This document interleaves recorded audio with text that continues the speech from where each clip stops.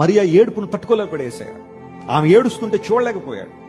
ఆమె ఏడుపులో ఉన్న అర్థం గ్రహించాడు. మరియా యేసు ప్రభు దగ్గరికి వచ్చి, ప్రభువా, నా సహోదరుడు చావుకుండా ఇక్కడ ఉండుంటే, నీ శక్తిని ప్రభావం అంత గొప్పది నాయన. మార్త అడిగిన మాటలో ఉన్న ఇంటోనేషన్ ఏంటి అంటే, నువ్వు ఎందుకు ఆలస్యం చేసావు? ఏమైంది ఇంతవరకు? నీకు ఎప్పుడు వాడుతుంది ఇది? నువ్వు ఎప్పుడు వస్తున్నావు? చూసావా, నీ ఆలస్యం వల్ల నా తమ్ముడు చచ్చిపోయాడు అన్నట్టుగా మార్త మాట్లాడింది. ఆ ఇంటోనేషన్కి అర్థం అదే. కానీ మరియా మాట్లాడింది ఏంటో తెలుసా? ప్రభువా, నీ శక్తి, నీ ప్రభావం, నీ ఔన్నత్యం నాకు తెలిసాయా. Please look into my tears.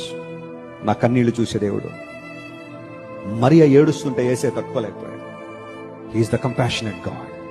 నీ ఏడుపును చూసి చాలా మంది నవ్వుకోవచ్చేమో, నీ ఏడుపును చూసి సంబరాలు చేసుకునే వాళ్ళు చాలా మంది ఉంటారేమో. నువ్వు ఏడుస్తుంటే, నువ్వు ఎప్పుడు ఏడుస్తూనే ఉంటావని నిందించే వాళ్ళు ఉంటారేమో.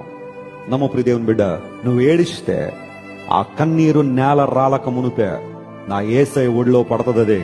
ఆయన నిన్ను సంస్కరించినట్టుగా, ఆయన నిన్ను పట్టించుకున్నంతగా మరి ఏ ఒక్కరు పట్టించుకోలేరేమో. రాత్రుల్లో ఒంటరిగా ఏడుస్తున్నావా? నిద్ర పట్టట్లేదా? భయంకరమైన ఒంటరితనాన్ని వేధిస్తుందా? నమ్మిన వాళ్ళు మోసం చేశారనే బాధ నీలో ఉందా? ఆస్తి నష్టపోయానన్న బాధ నీలో ఉందా?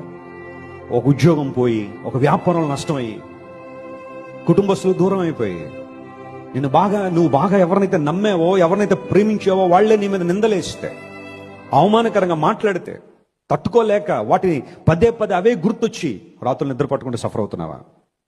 When you cry, God cares for that tears.